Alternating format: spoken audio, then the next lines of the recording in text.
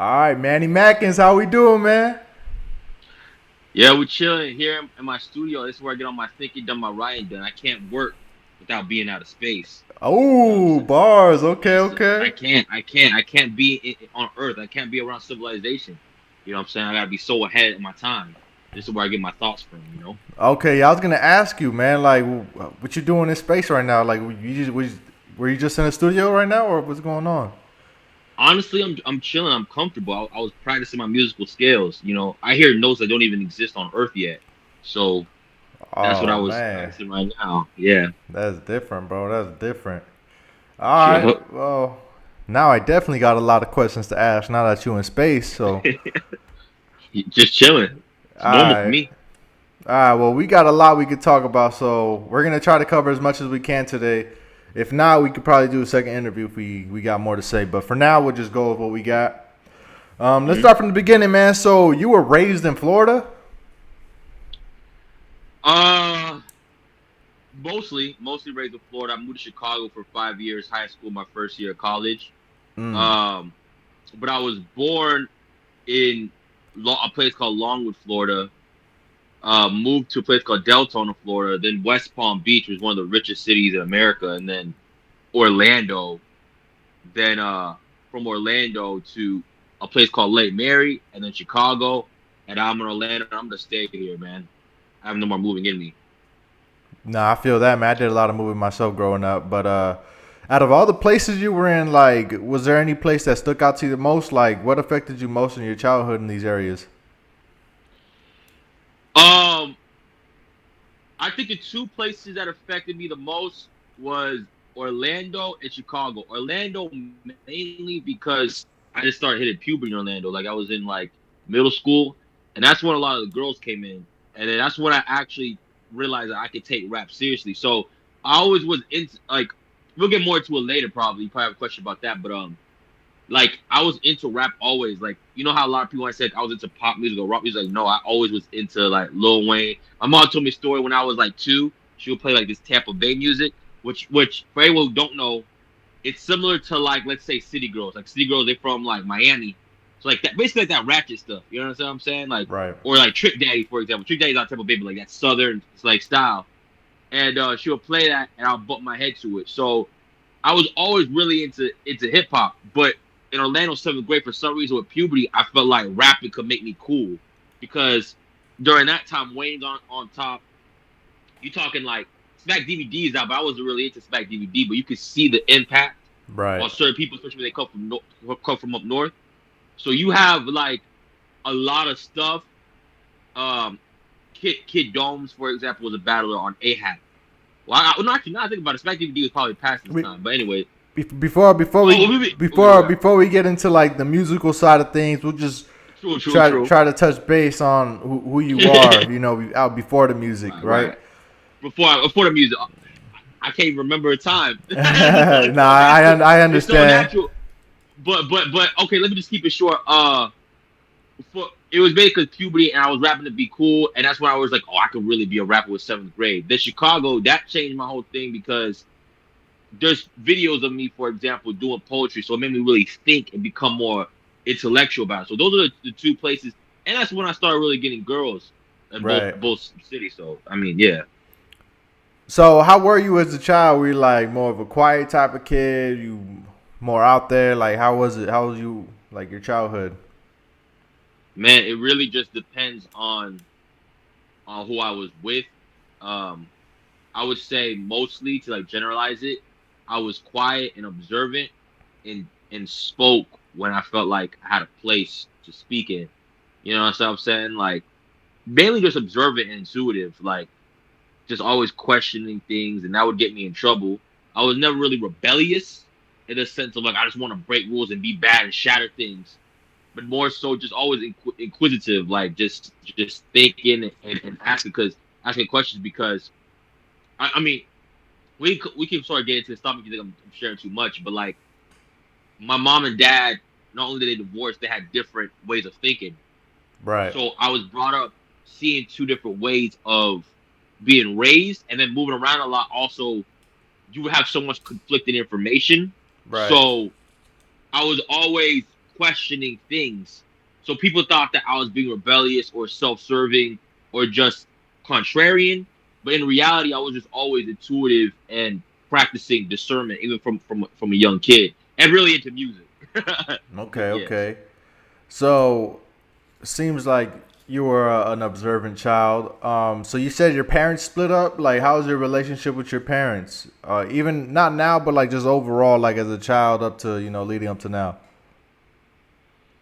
ebbs and flows. There's so many ups and downs. I feel like growing up, my mom and I had a pretty strong relationship, but see the thing about what people don't consider. See, I really respect my mom because she showed me how to evolve. My mom and my grandma really showed me how to evolve. My mom was always evolving, so I seen her go to school. You understand? Like I seen her hustle. I've seen her change her way. Same thing with my grandmother. I see her change her way. So with that being said, there was sometimes where it was really good and sometimes it was really bad because I'm also evolving into my own man. She's evolving to her own woman at the same time. So we kind of grew together. But that doesn't mean we always saw eye to eye. But to me, that doesn't mean that it's bad or good. It's just we're human. And I feel like now we're so tight because we understand each other as human beings. Like she's still my mother at the end of the day. Like I'm not gonna call her like, yo, blah blah blah blah blah. I just did this today to this girl. But at the same time, it's like I don't feel like I have to shut down. I feel like she don't feel like she has to shut down. But my father is different. See, my father is, I don't want to get too much into his beliefs on here, but he's much more domineering Right. and dogmatic. So things are his way and his way only. I don't remember ever having. I remember having good interactions with my father, but I don't remember having like a good relationship because I was always on eggshells. You see what with him. But shout out to him because he was never too violent. He was emotionally abusive, but he was never really violent like that.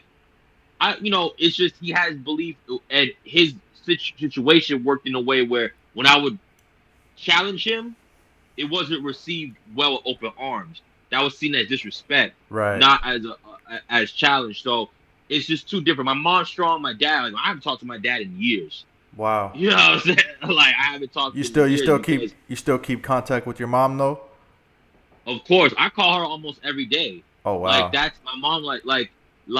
My mom. That's like my first love in a way. Like I might agree, disagree, but that's the type. Like the relationship I have with her is what I base on my friendship. Like with you, JT, and like other people, Right. it's like I never want you to feel like you can't say something to me, and I don't feel like I can't say something to you. And that was shown from my mother. Same thing like with Jasmine. Jasmine, for anyone who don't know, that's my wife right now. You understand what I'm saying? Like we have a relationship where we talk to each other, and that's why I want to have with my daughter to to expand her mind and have her be her own individual because my mom showed me the way. Did she do it perfectly? No, but that's part of being close to her is understand that she's not perfect, but she's still growing and a wonderful human being, and So that's the standard that I hope because of her. Yeah, go ahead. so it's more of a healthier relationship with your mom. It's more like there's more open mindedness going on with your mom. Open mindedness and more than that, it's acceptance and love, bro. Like that to me is love. That's my standards for love. Like some Right. people's standards for love is just abuse or just giving chocolates. Like no, that understanding and that growing, that's love. No, that's And that good. I got that from my mother. You know what I mean? That's good that you guys that having being able to communicate is definitely very healthy. So we'll Mhm. head down the line. You were in Florida as a child. Mhm. What age did you move to Chicago? Let's see. Uh, high school years. High school years. Okay, so how was Yeah. that transition like? So high school, you're still pretty young. You know what I mean? Still trying to figure things out in life, and you're changing a lot. You're going through puberty. Your mind is growing, and how was that move? Was it a healthy move? Did you like it at first? Like, what was the move like? Absolutely not. Like I could sit here and lie. You know what I'm saying? But I can sit here and lie, but the problem is my thoughts on the move is on record on Manny Mackens on my third project, so I can't even sit here and lie. I was just bigging up my mom, but I got to critique her on this one. I don't think it was a great move. I think when I came over there, the culture is way different than Florida. Right. It's less safe. Um, it's more crowded. I did not like it at all, man. To be honest with you. You didn't like the move at all? What about the stay? Uh, Did you like appreciate things while you were there? Like, or was it just like, nah, I want to go back to Florida? Like, what was it really like? at the time, um, yeah, I was dreaming about going back to Orlando. One of the greatest things was going back to Orlando, and I love Orlando. Like Orlando is my rock. Like, this is my home. Like, this is Right. my city for real. So I always dream about that. But to kind of use some revisionist history in a way, it's like I look back and now I see some lessons that I've learned from the people I met there, to where I'm less like resentful towards it. Right. But if you ask me, like, whether I move Orlando still my rock, I can find value in Chicago, but Orlando's my home, man. Got You know what you. I mean? Okay, I got you. So, or it seems like Orlando is a place where you plan on staying at least for a while, unless something Unless comes we up. get nuked, unless there's a dictator here, yeah, it's be something crazy, man. Like, it's something crazy. This is my home for real, though. So Like, I if, bring if up everything starts burning, I'm out, though. I bring up Chicago, and if you like found out like any good things about Chicago, like if you really enjoyed Chicago, because that's really where you started to take music more serious, or at least took the first steps into your music. So when you're in Chicago, you actually release a debut album at 16 years old, named Psst, I'm Manny Mackens. And it's actually critically received, mostly positive. And I don't know, would you say there was people that had negative things to say about it? Yeah, I mean, every piece of art has its critics. Okay. Um, but like full on hate, no, that would come later on. Okay. Um, I had a project before that called the bootleg tape, but that's gone now. I shouldn't even brought that up. That's gone. There's no But way yeah, there's no way of recovering that.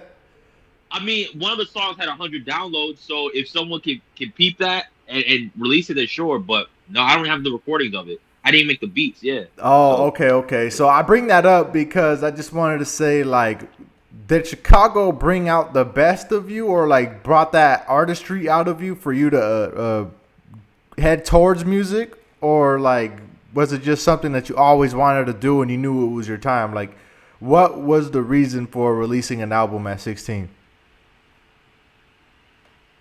well, there's so much ways I can answer that because let me just answer the way you structure the question. Let me answer it in that way. Did Chicago bring out the artist in me? Absolutely, absolutely. I would not have produced the beat.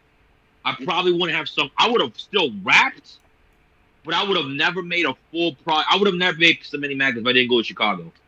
I gotta keep it real. Never. Were you still in space making the beats and stuff, or were you? I wasn't in space yet. No, not Nah, I yet. wasn't in space. At that time, I was on Earth. Like I was seeing, like, you know what I'm saying, like the different atmosphere and stuff like that. Like I wasn't floating away yet, but I was in the sky. So the spaceship came later on. That came later on, bro. Like, no, no, no. You have to make at least 3 projects before you get to space. Okay, okay, okay. Yeah. Okay. So Chicago brought the artistry out of you, and you actually released like what, two more projects while you're in Chicago? Yeah. So would you say Chicago got you the spaceship in a way? Yeah. Chicago got me on the spaceship. And then when I moved back to Orlando, that's when I really started. Like, I was basically transported to Kennedy Space Center. And then Ah, okay, yeah, I off from got. there. I hear Yeah. that. Yeah. I hear that. I mean, so Yeah. another reason I bring up your older projects is because you actually got some exciting news for people who are like fans of your older music. Like, you're doing something to the older music. Like, was Yeah.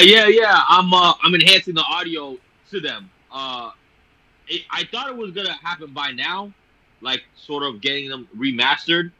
Um, but it's taken a long time. But I would say this: Manny Mackens, President Mackens, those two are remastered. Mine and Manny Mackens and the rest of them are not remastered yet. But if you fans of President Mackens, which that seems to be people really like the second one, yeah. that's definitely remastered. And Manny Mackens remastered.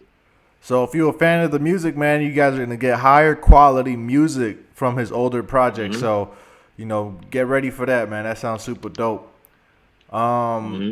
but outside of the older music, you are also a prolific battle rapper. You actually won a tournament back in the day. And you actually have more battles outside of that as well. You want to tell me why you stopped taking challenges, even though you've been successful in the battle rap scene? Here's the reason why I stopped taking. It's just because like I mean it becomes repetitive, and I think battle rap took a turn to where in order to win a battle, it wasn't necessarily about saying the most clever thing or whatever. It's about being personal. And I'm not gonna stop the trend because I'm embracing the change. Right. But as an artist, you gotta know where you stand. I'm just not interested in bashing people for the sake of bashing people. Like me, I guess it's old school now, but it was seen as new when I was coming up. Was like I like Hollow and Lux, my favorite battle of all time. Some people say it's the best battle because they're exposed to each other. I don't feel that way. I feel like they're two battlers coming from different perspectives on life in the streets. So I learn a lot. Like I go back and I learn from that battle, not just rapping wise, but how to interpret life. That's the part that I'm into. Like Daylight was like the way of entertainment, but now it just transformed, and not just in battle rap with Geechee Gotti and all them, but in just like Amino, like it's just part of the culture where it's mainly like gossip, too personal. So that's why I stepped away from that. And then it's just like the return on investment. Like my music it appeals to a broader audience than like a battle. Like I can make you listen to a 40-minute project, but a 40-minute battle that's gonna be hard to sit through. So Yeah. it's Yeah. like, you know what I'm saying? So there's that. But I mean, yeah, I'm not opposed to coming back to it if I feel like it'll be worth it for what I want to do. You know? Okay, so I mean, you would come back to it under the right circumstances. Yeah, under the right circumstance. I mean, if it's not because people told me to, but because I think a battle with this person would spread what I think is the spirit of hip hop. Which I don't want to get too much into that, but like Yeah, no, if it's I hear you. I hear you. So early on in your career, you had a lot of supporters, right? But as time started coming out, a lot of haters started coming out and being loud.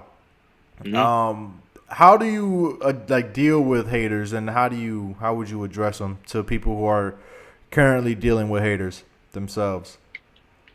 um, well, here's what I'll say. You have like the thing with the questions about like their haters is like you have to separate between is it hate or is it constructive criticism. And so there's that for is that what are they saying that's hateful? If is it yo, I need you to have your stuff mixed better. That's not hateful. Unless they no matter what you do, they keep saying that, then that's probably hateful. But like there's things to consider. But when it gets to a point where they're just constantly saying, F you, I know I can't cuss, but like F you, this, that, you're a this, you're all that, then it's clearly hate. So to answer your question, as far as like first analyze if it's actually hate, but then how to deal with it, they just want attention. Like they're like a endless void. They're like a black hole of just destruction. So just don't feed the black hole. Ignore it. But if you're going to respond, know that they're showsmen or shows women. So you have to talk to them as a performance. So like sometimes you see on social media, someone says hate. If I'm gonna respond, it's gonna be to show other people that my detractors are idiots and they're not worth anything. Like they're not even worth like the same value of dust. So I have to expose how idiotic they are. But if they're reasonable, then we respond. You have to respond in a way that's productive to your growth and their growth. Because I only talk to the people of reason. So yeah, that's my answer to that. Okay, okay, and you would say you have haters, right? Absolutely. What would your message out be to your haters, like if you were to give them a message right now? Yeah, be better. Be better. Go to the library, check out uh one book, and start reading one book a month, and so, like for a year, and then figure out what you're actually interested in. That's what I would say. Do you think your haters even listen to your music, or they just like hate on you to hate on you? They love my music. They love my music. All of them, they love my music because here's the thing: if you didn't like my music, you wouldn't even comment on it. You wouldn't wait for it to come out. They love my music, and like I don't want to mention too much names, but there's certain haters to where they ask me, "Well, the next project's coming out. You hate on it? Why you ask me that?" They love it. Wow, that is true. What's your next steps as your in this? Oh my God, I can't speak. In your career right now, what should we expect from you moving forward? Like, what are your next steps as an artist? More innovation, but also I would say more of an effort to actually build the fan base, because the fan base right now is not where I want it to be. So more effort to build a fan base. So more me making content like this, interviews, coming out, speaking on my perspective, breaking down my own music, as you can see on my channel, Dark Arts, the original channel. Um, so it's like you're gonna see more of that, more of me coming out, not just as a musician, as an artist, but you're gonna see me coming out with like actual me actually speaking up on things.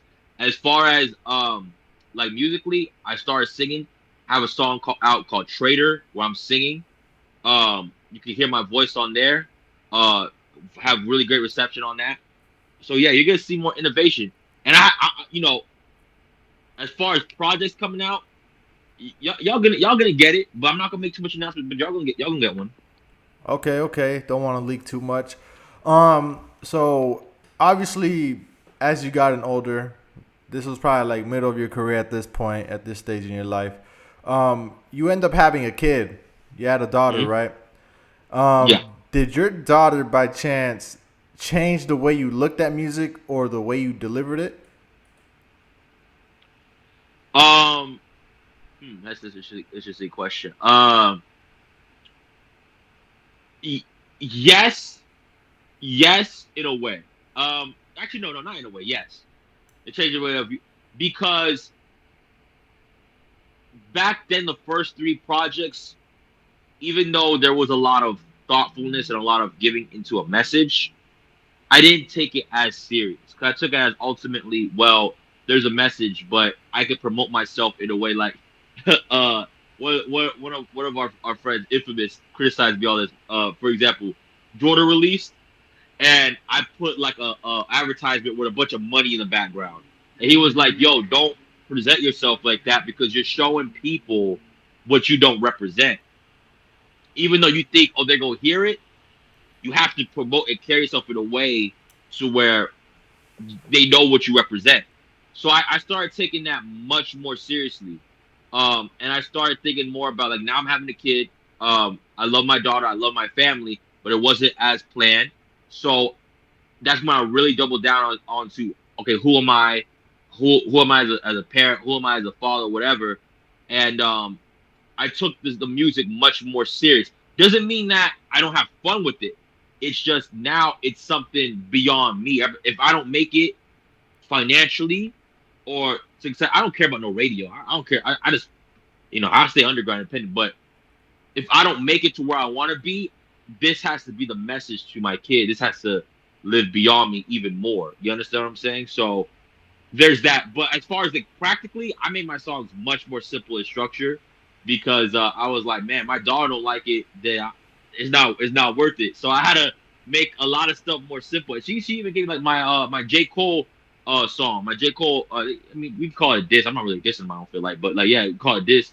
She gave me the melody to the hook. She heard the beat and she was like da da da da da. I'm like, I like that. And then I started making a whole hook off of that because my daughter's very musical. She's more of a dancer as of now, but she's very musical. So so she helps me sometimes with the music as well. Like she lets me know when things are hitting for sure. Okay. I mean, I know you obviously more on a personal level, so I knew your life Hmm. was a different way before your daughter came into your life. Um, I know this might be a crazy question to ask, but I gotta still ask it because a lot of people probably have different reception towards it. But do Hmm. you feel like you're having your daughter like mentally, affected your life in a positive way, or do you feel like it takes a toll sometimes and it's just more? I don't want to say negative, but it definitely wears you down. No, everything has pros and cons. Everything has pros and cons. I love my daughter. It's overwhelmingly positive. Overwhelmingly positive has my daughter affected my life. It has made me mature and grow in that way. Anyone who is like watching this and has a child, like and they didn't plan for it, it's definitely a blessing. But you're going to have to change. I mean, that's you're going to have to be change and be willing to change, and that's going to be hard. If you're someone who's super arrogant and you think that no, I know everything, blah blah, it's probably going to torture you. But if you're someone who wants to learn and wants to grow and expand, and you're comfortable with that, or you're able to get comfortable with that, it's gonna be beautiful. You know what I'm saying? And I think it's beautiful for me, overwhelmingly. If there was an artist right now, it could be any artist you want to work with. Who would it be?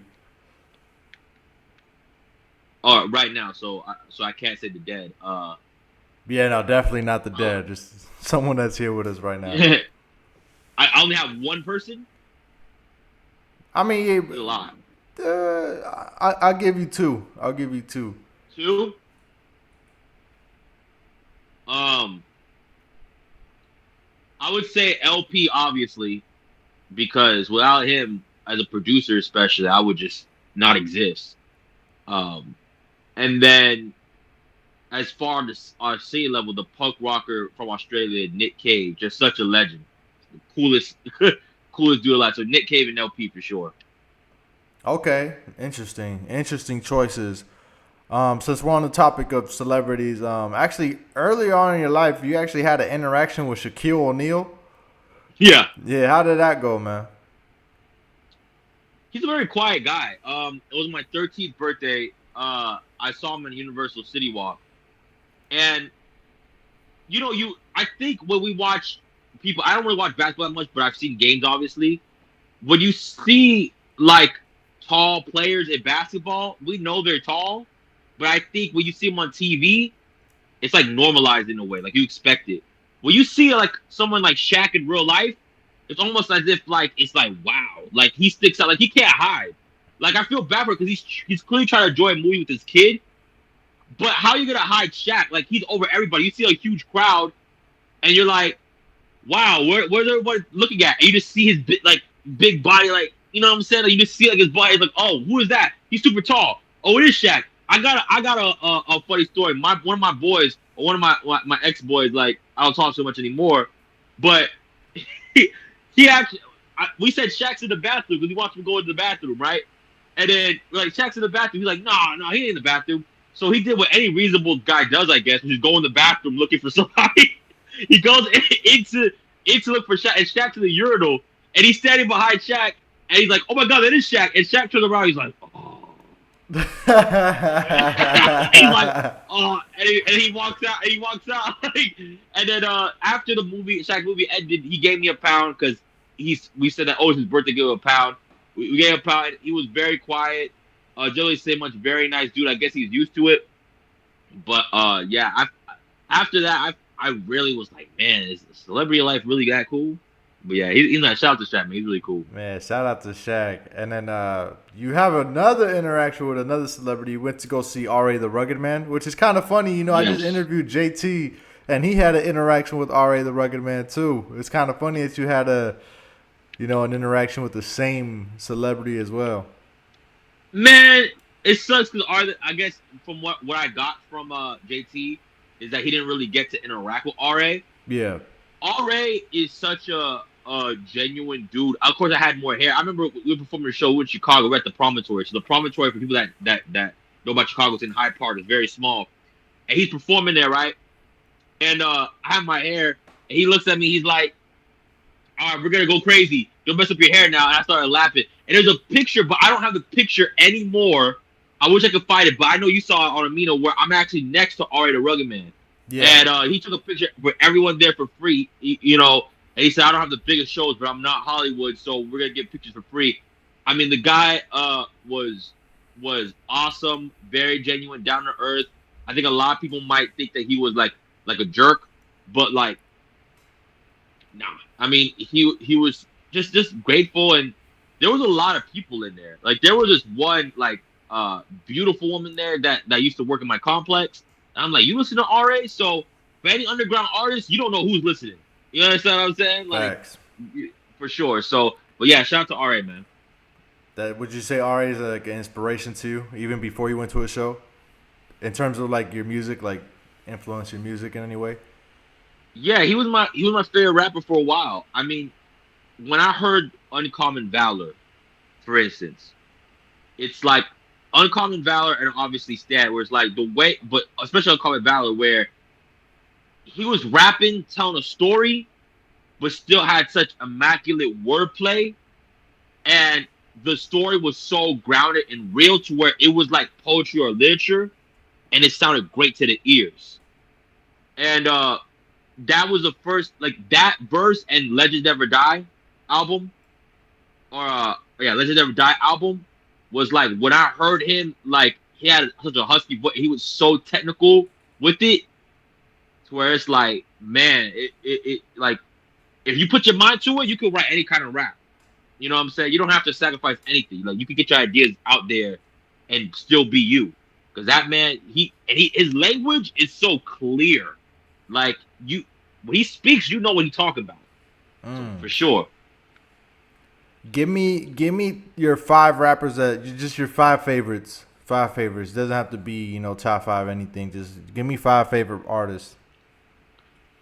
Um, just favorite right now. It changes a lot, but I'll give you my favorite right now. I'll give Common is definitely one of them.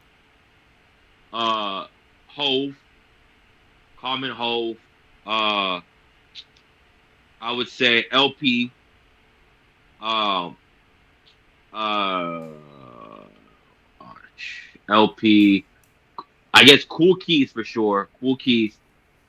I don't want to throw someone. Danny Brown. Danny Brown. Interesting. Very interesting Yeah. list. I wasn't expecting you to say those names. I'm gonna hit you with a couple names really quick. I'm gonna probably sometime down the line send it to these people. But recently, the underground scene is at least like the old underground artists that we know. Mhm. There's been like either drama or just something that kind of like has made them disconnect from us as listeners. First name I'm gonna throw at you is Cannabis.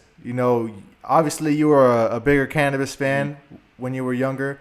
Mhm. Cannabis recently had like drama and stuff with his A&R where they split up. With his A&R was the Almighty M80. What are your Mhm. opinions on those guys? Well, bro, all right.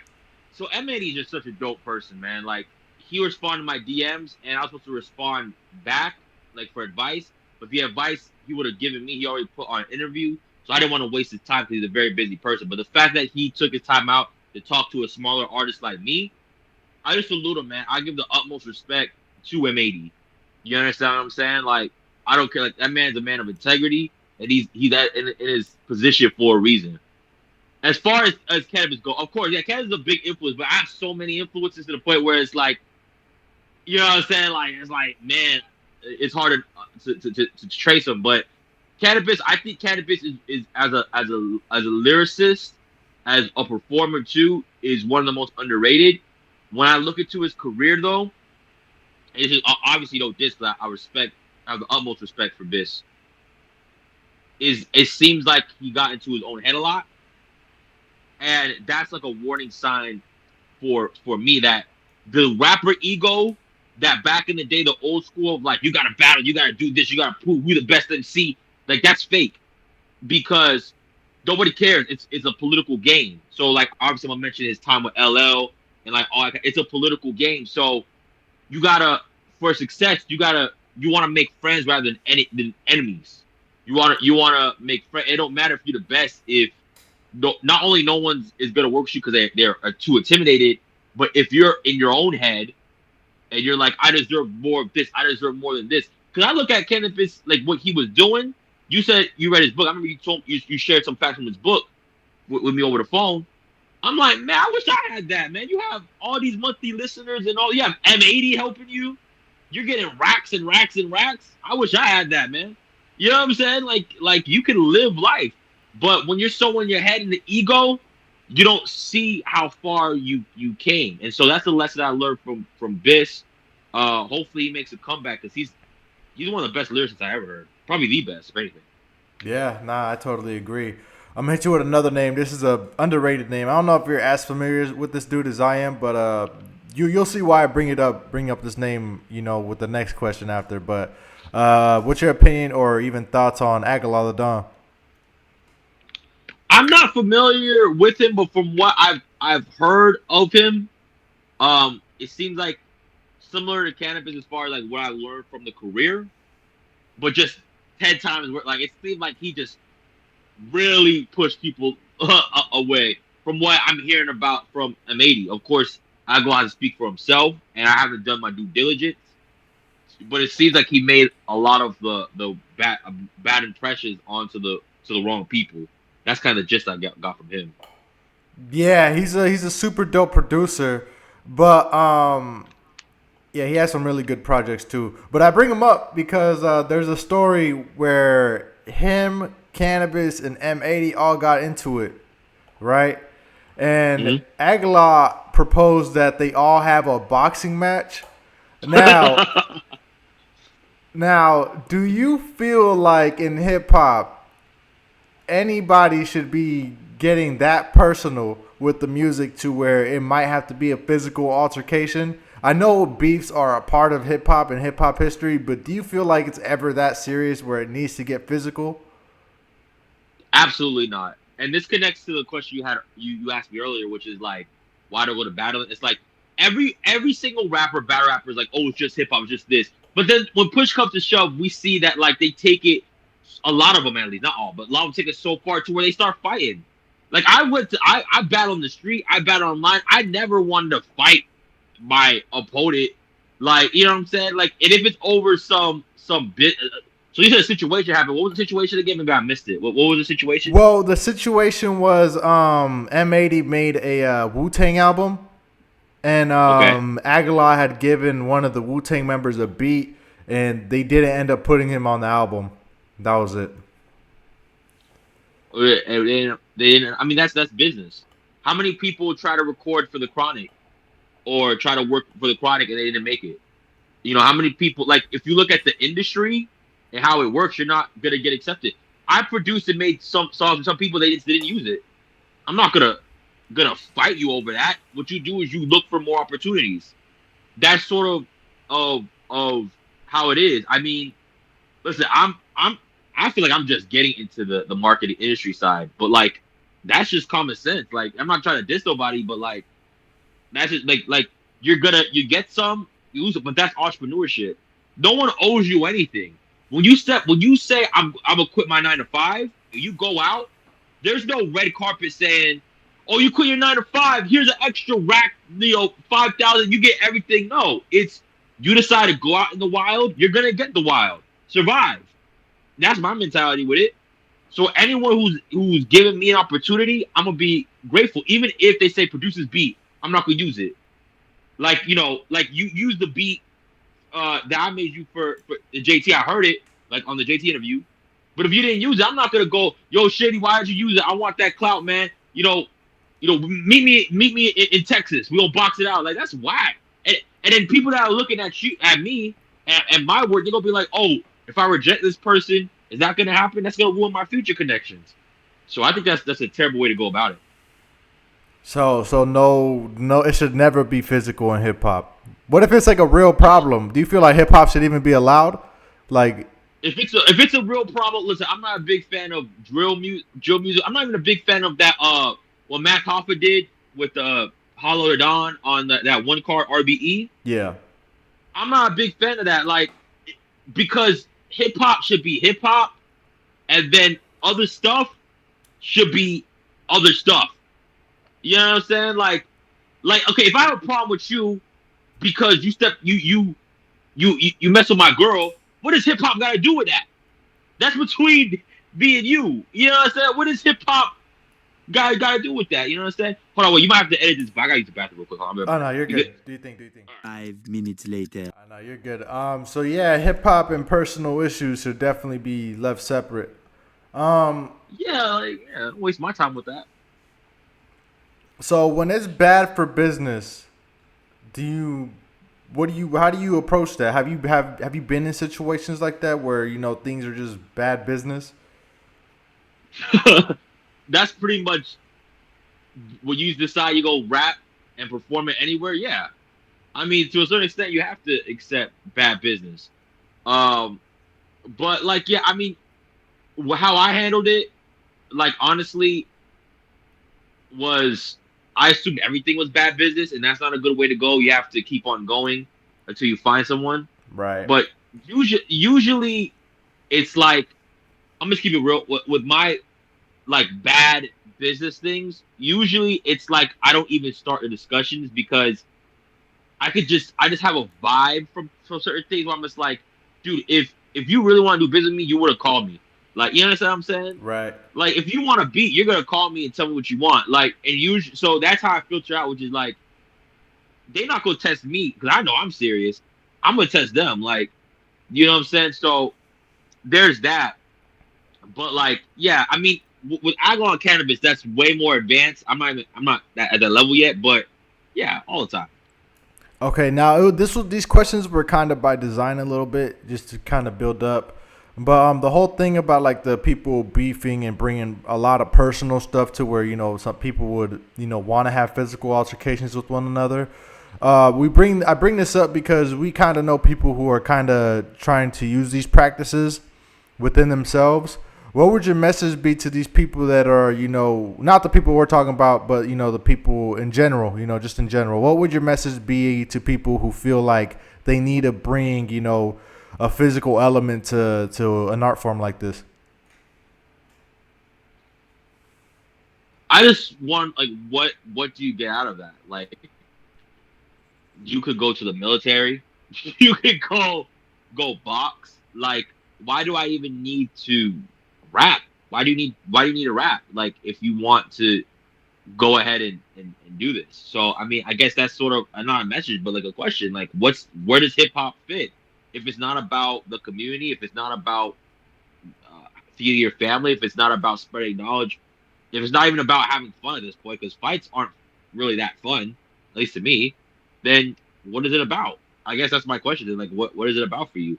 And it's like, at the end of the day, we have to look at ourselves in the mirror. Like you're going to die one day. Like if you're lucky enough to where you're on your deathbed, you know it's around the corner, and you think about what you did in your life. Do you really want it to be like, I sat around with pointless fighting? I could have gotten more money. I could have done way more, but I decided to go around and fight instead of just moving on to the next big thing. You know, like what do you want out of life? And so it's more just more questions than answers for them. Right. Um, I don't think you've ever been anything like that in terms of like hip hop where you try to mix the two.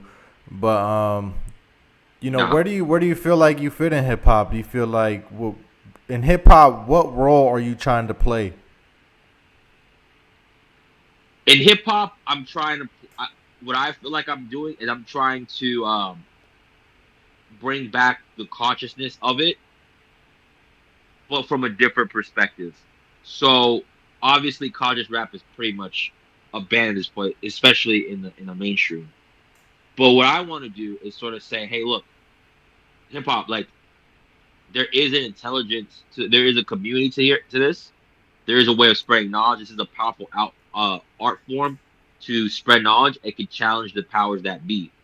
So I want to bring that back, but of course modernize it in my own way. Meaning like, uh, for example, like the technology is different, so I'm not gonna be out here sounding like Chuck D.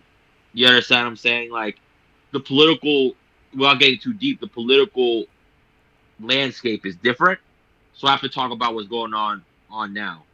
Um, and yeah, that's pretty much the main thing.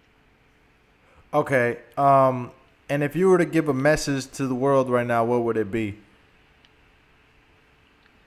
Um, go out there and learn. Go out there, learn, challenge yourself, challenge others through the power of intellect and reason.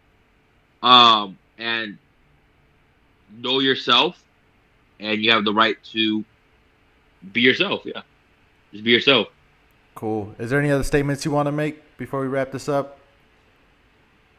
Uh, yeah. Well, actually, I want to talk about the we talked about the first three projects, but I want to talk about the other two too. Oh yeah, right. Yeah, we could definitely. I Yeah, forgot to mention those. My fault.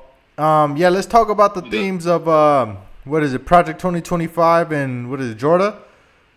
Jordan what came before that. Yeah, so yeah, let's go ahead. We'll talk about Jordan. We'll start off with Jordan real quick. Okay. Uh, so you have questions about Jordan, or you want me to just go off on it? So Jordan and Project 2025. Project 2025 was more of a satirical album, right? And Yeah. a lot of people took took a lot of the content serious, which to me is kind of absurd. But can you tell me like the reception for Project 2025? Like, So Project 2025 wasn't as promoted as the other previous projects, mainly because at the time I was trying to give up music, but I was still making an album, which is absurd. But but um so but for the people that did hear it, it was the best. As you said, some people said that they took it serious. I think probably because of my tone of voice. But I think it's brilliant satire. The reason why is because it sort of takes a mirror at people to show how absurd this whole entire thing is. mm, So there is some serious content in it, but that's the point of satire. There is some serious content in it, but it's mainly for Americans and American culture to just reflect on themselves. And some of it is just goofy and funny. Um, so I guess like that's really the message. But I think once you put it out there, it's like people get their own interpretations. which is crazy because you have some obvious like comedy in there with I guess common sense isn't too common. But Not let's talk about Jordan real quick. Jordan is after you have a child, right? Or is it during the pregnancy? during. It's during the pregnancy. Yeah, it's during the pregnancy. In the cover of it, Jasmine's actually pregnant in there. Right. Actually, I have it. I have it in my spaceship right now. I'm looking at it right now. But basically, but basically, like that was such a like. I, I want to see Jordan again, but like when I reflect on it, it's such a becoming your own man project for me. Like such a coming of age thing for me, and Right. it's like it's beautiful in that way. Like my philosophical beliefs and everything, like forming into what it is and what it is now. And like that one, like I thought because of the haters that we talked about earlier, I thought it Right. was much more hated. It was actually much more appreciated, like than I thought it was because people saw the growth and they saw like that I'm like me in a genuine light. And then Project 2025 comes in, it's like it like completely changes it. But Right. yeah, that was during the process. There's a lot of growth and you hear in the album like there's a lot of thoughts going into it. Yeah, yeah, yeah. If you listen to the album, I'm pretty sure you can hear like I don't want to call it growing pains, but you can definitely hear the maturity within the album too. For sure. Yeah. Would you say you had like vulnerabilities during that project? Like as a listener, where you feel like you hear yourself being vulnerable to I don't know whatever you're going through at that time. Not from the album. I think from the tracks I was released, like Repeat was definitely vulnerable. Uh that song was definitely vulnerable. Devil City was vulnerable. The whole Manny Mackens was vulnerable. But that came out in Chicago. I think like songs around Jordan were vulnerable, but Jordan itself, it was mainly just philosophical. But yeah, around that time it was tough. And you do hear the pain, even though it's not like explicitly stating it. You do hear the pain, the frustration, just with the world and people around me.